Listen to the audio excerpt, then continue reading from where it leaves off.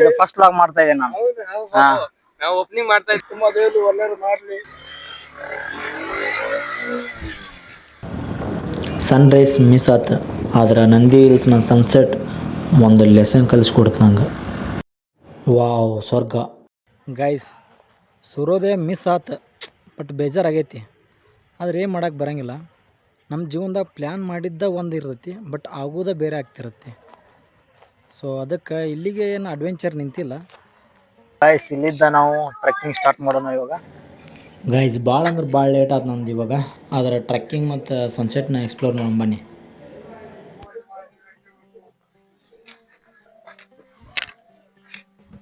धारवाड़ में भी आपके यहाँ मराठी बोली जाती है ना?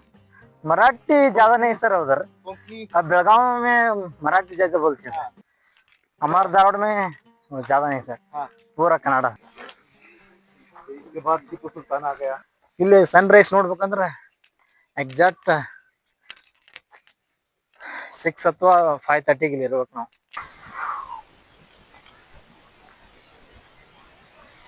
ಮತ್ತೆ ಈ ತರ ಇದೆ ಅದು.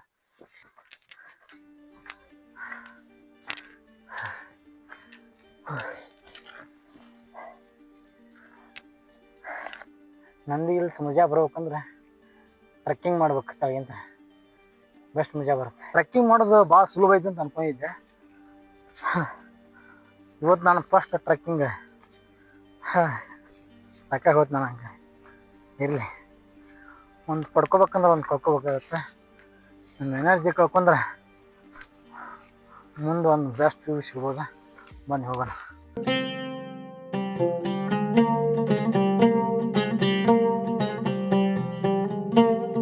ಗಾಯ್ಸ್, ಎಂಟ್ರೆನ್ಸಿಗೆ ಬಂದುಬಿಟ್ಲೆ ಒಂದು ಸರೋವರ ಇದೆ. ಈ ಸರೋವರದ ಹೆಸರದು ಅಮೃತ ಸರೋವರ ಅಂತೇಳಿ ಕರೀತಾರೆ. ಮತ್ತು 10x10 ಮೀಟರ್ ಇದ್ದು ಚೌಕಾಕಾರದಲ್ಲಿದೆ. ಇದು ಟೋಟಲ್ 32 ಮೆಟ್ಟಲುಗಳು ಹೊಂದೈತಿ.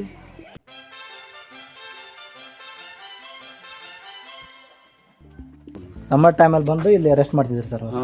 ಸಮ್ಮರ್ ಟೈಮಲ್ಲಿ ಬಂದಾಗ ಬೇಸಿಗೆ ಟೈಮಲ್ಲಿ ಬಂದು ಅವ್ರು ಇಲ್ಲಿ ರೆಸ್ಟ್ ಮಾಡ್ತಾ ಇಂಥದ್ದು ಜಾಗ ಇದು. Summer time residency room.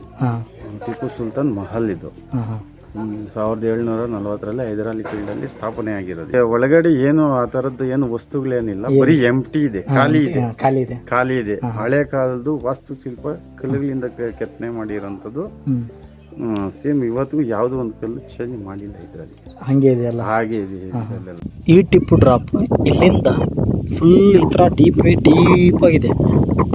Tipu Sultan ಇಲ್ಲಿ ಅಪರಾಧ ಮಾಡಿದಂಥ ಕೈದಿಗಳು ಅಥವಾ ಬ್ರಿಟಿಷ್ ಸೆರೆ ಹಿಡಿದ ಸೈನಿಕರನ್ನು ಕರ್ಕೊಂಬಂದು ಇಲ್ಲಿದ್ದ ದೂಡ್ ಬಿಡ್ತಿದ್ದಂತ್ರಿ ಏನಾರು ತಪ್ಪು ಮಾಡಿದಾಗ ಅವರು. ಸೊ ಇದಕ್ಕೆ ಟಿಪ್ಪು ಡ್ರಾಪ್ ಅಂತೇಳಿ ಕರೀತಾರೆ. ಇಲ್ಲಿದ್ದ ದುಃಖಿರೆ ಐತಿ, ಏನು ಉಳ್ತಾನೆ ಮನುಷ್ಯ ಸತ್ತ ಹೋಗ್ಕಂತ. ಇಲ್ಲಿಂದ ಸನ್ರೈಸ್ ಚೆನ್ನಾಗಿ ಕಾಣುತ್ತೆ, ತುಂಬ ಚೆನ್ನಾಗಿ ಕಾಣುತ್ತೆ. ಸೂರ್ಯೋದಯ ಆ ಕಡೆ ನೋಡ್ಕೊಂಡು ಹಾಗೆ ಸ್ವಲ್ಪ ಮುಂದೆ ಬಂದರೆ ಇಲ್ಲಿರೋದೇ ಯೋಗಾನಂದೀಶ್ವರ ದೇವಾಲಯ. ಈ ದೇವಾಲಯವು ಅತ್ಯಂತ ಪ್ರಾಚೀನ ಕಾಲದಿಂದ ಕಟ್ಟಲ್ಪಟ್ಟಿದೆ. ವಿಜಯನಗರ ಸಾಮ್ರಾಜ್ಯದ ವಿಜಯನಗರ ಶೈಲಿಯಲ್ಲಿ ಕಟ್ಟಲಾದಂಥ ದೇವಾಲಯ ಇದು. ಈ ಪ್ರಮುಖವಾಗಿ 2 ಮಂಟಪಗಳಲ್ಲಿ ಈ ದೇವಾಲಯಗಳು ಕಟ್ಟಿದ್ದಾರೆ. 1000 ವರ್ಷದ ಹಳೆಯ ದೇವಾಲಯ ಇದು. ಎಲ್ಲರೂ ಬೇಗ ದರ್ಶನ ಮಾಡ್ಕೊಳ್ಳಿ. ವಿಡಿಯೋ ತೆಗೆಯೋಕ್ಕೆ ಅವಕಾಶ ಇಲ್ಲ ಇಲ್ಲಿ.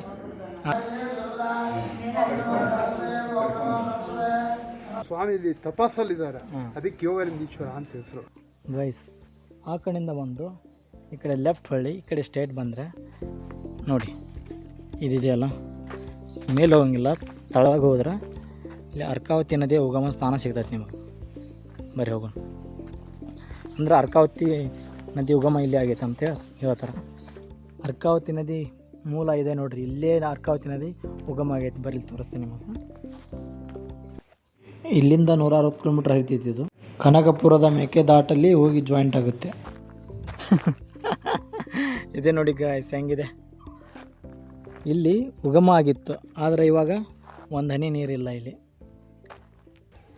ಈ ಬೆಟ್ಟದಲ್ಲಿ ಚಿತ್ರಾವತಿ, ಅರ್ಕಾವತಿ, ಪನ್ನಾರ ಇಂಥ ಮುಂತಾದ ಇನ್ನೂ ಹಲವಾರು ನದಿಗಳು ಉಗಮ ಸ್ಥಾನ ಇದೆ.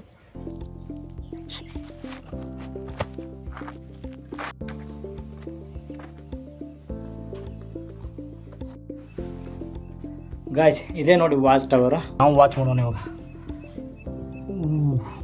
ತಳಗ ಸುಲ್ತಾನ್ಪೇಟೆ ಅಂತ ಐತಿ, ಅದು ಚೆನ್ನಾಗಿ ಕಾಣುತ್ತೆ ಇಲ್ಲಿ ಮೇಲಿದ್ದ ವಾಚ್ ಟವರ್. ನೋಡಿ ಅಲ್ಲಿದ್ದ ಸ್ವಲ್ಪ ಮೇಲ್ಗಡೆ ಬಂದ್ರೆ ಬರಲಿ ಮಸ್ತೊಂದು ವ್ಯೂ ಪಾಯಿಂಟ್ ತೋರಿಸ್ತಾನೆ ಇವಾಗ.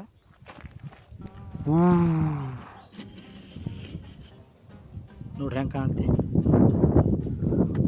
ಸಖತ್ತ ಕಾಣುತ್ತಲ್ಲ. ಅಲ್ಲಿ ನೋಡ್ರಿ ಒಂದು ಇದು ಕಾಣುತ್ತೆ, इस्कॉन मंदिर है क्या वो? वो वाइट वाला इस्कॉन मंदिर है. हाँ अच्छा दिख रहा है इधर से. ಗೈಸ್ ಇಲ್ಲಿ ಮೇಲ್ಗಡೆ ಮಧ್ಯಾಹ್ನ ಏನಾರ ತಿನ್ನಕ್ಕೆ ಸಿಗುತ್ತೆ. ಒಟ್ಟು ಅಂಕ ರಸಕ್ಕೆ ಭಾಳ ನನಗ ಬರ್ರಿ ಹೋಗೋಣ. ಇದೊಂದು ಹೋಟೆಲ್ ಐತೆ.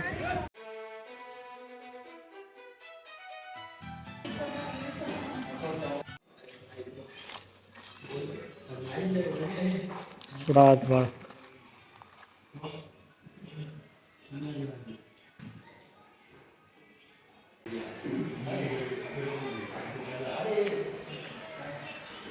ತಿನ್ಬೋದು.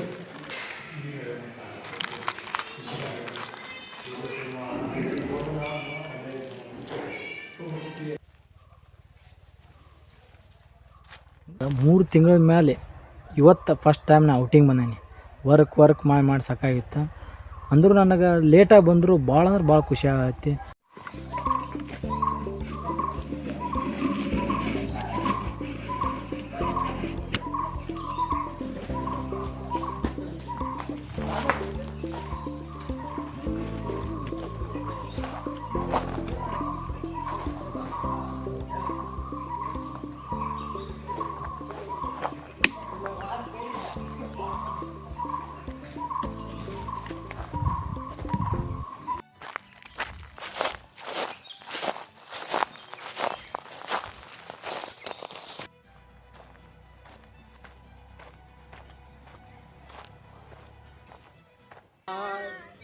ಹೆಂಗೆ ಅನ್ಸತ್ತಾನ ಟ್ರಿಪ್ ಇದೆ? ಸೂಪರ್ ಆಗಿದೆ.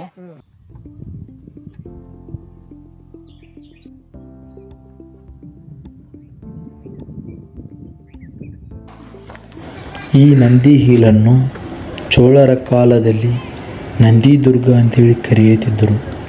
ನಂತರ ರಾಷ್ಟ್ರಕೂಟರು ಮತ್ತು ವಿಜಯನಗರ ಸಾಮ್ರಾಜ್ಯದ ಆಡಳಿತದಲ್ಲಿ ಬಂತು. ಅದಾದ ನಂತರ ಹೈದರ್ ಅಲಿ ಮತ್ತು ಟಿಪ್ಪು ಸುಲ್ತಾನ್ ಆಡಳಿತ ಮಾಡಿದರು.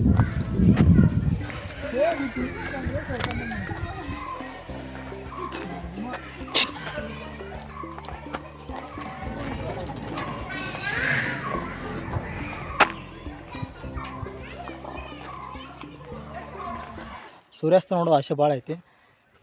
ಏನಾಗುತ್ತೆ ನೋಡೋಣ ಬರ್ರಿ, ಮುಂದೆ ದಾರಿ ಐತಿ. ನಮ್ಮ ಗುರಿ ಸೂರ್ಯಾಸ್ತ ನೋಡೋದು. ಬನ್ನಿ ಹೋಗೋಣ.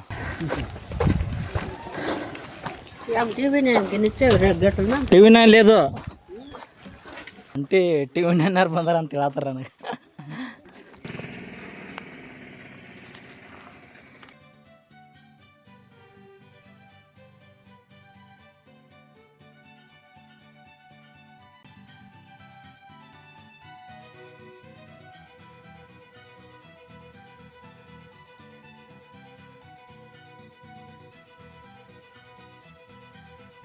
ನಾನು ಇಲ್ಲಿ ಬೆಂಗಳೂರಲ್ಲಿ ವರ್ಕ್ ಮಾಡ್ತೀನಿ.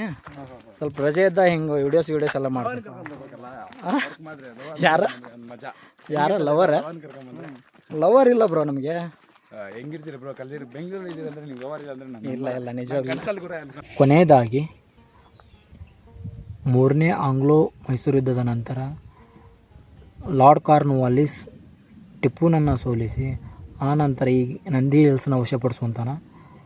ನಂದಿ ಹಿಲ್ಸ್ ಮೇಲೆ ಗಾರ್ಡನ್ಗಳನ್ನು ಕ್ರಿಯೇಟ್ ಮಾಡ್ತಾನೆ. ಸೂರ್ಯ ಮುಳುಗ್ತಾವನೆ.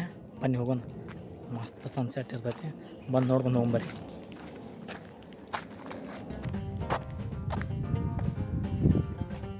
ನಮ್ಮ ಭಾಗದಾರ ಬಂದಾರ, ಉತ್ತರ ಕರ್ನಾಟಕದಾರ ಎಲ್ಲರೂ. ಅದನ್ನ ನೋಡಿ ನಂಗೆ ಭಾಳ ಖುಷಿ ಐತಿ. ಬರ್ರಿ ನಿಮ್ಗೆ ಪರಿಚಯ ಮಾಡ್ಕೊಡ್ತೀನಿ. ಏನ ಎಲ್ಲರೂ ಹೆಂಗದಿರಿ? ಹಾಂ, ಹೆಂಗೆ ಅನ್ಸತಿ? ಸೂಪರ್ ಅನಿಸ್ತೈತೆ ಅಣ್ಣ. ಇಲ್ಲಿ ವಾತಾವರಣ ನೋಡ್ತಾ ಇದ್ರೆ ಏನೋ ಸ್ವರ್ಗದಾಗೆ ತಿರುಗಾಡಿದಂಗೆ ಅನಿಸ್ತಾ ಇದೆ. ನನಗೇನು ಖುಷಿ ಗೊತ್ತಾ, ನೀವು ನಮ್ಮ ಕಡೆ ಇದಾರೆ ಬಟ್ಟೆ ಆದ್ರಲ್ಲ ಅವಾಗ ಭಾಳ ಖುಷಿ ಆಗ. ನಮಗೂ ಅಷ್ಟೇ ಖುಷಿ.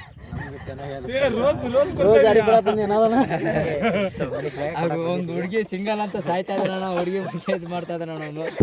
ಒಟ್ಟರು ಬಿಜಾಪುರದಾರನ? ಬಿಜಾಪುರ ಸೈಡ್, ಬಿಜಾಪುರ ಬೆಂಕಿ.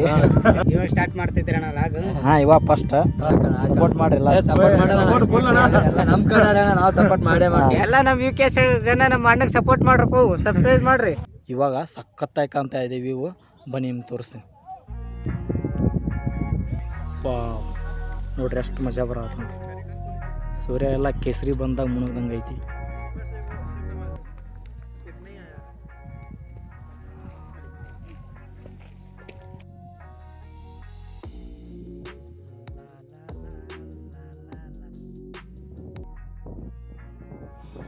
ಸೂರ್ಯಾಸ್ತ ಸಮಯವನ್ನು ಸಂಧ್ಯಾಕಾಲ ಅಂತ ಕರೀತಾರೆ.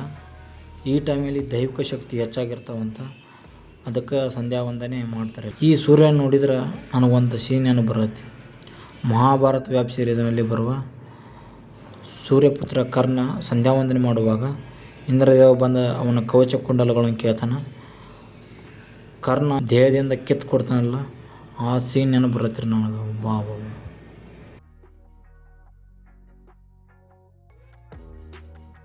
ನಿಮಗೆ ಇದೇ ಥರ ವಿಡಿಯೋ ಇಷ್ಟ ಆದರೆ ಲೈಕ್ ಮಾಡಿ, ಸಬ್ಸ್ಕ್ರೈಬ್ ಮಾಡಿ, ಶೇರ್ ಮಾಡಿ, ಆದಷ್ಟು ಸಪೋರ್ಟ್ ಮಾಡಿ.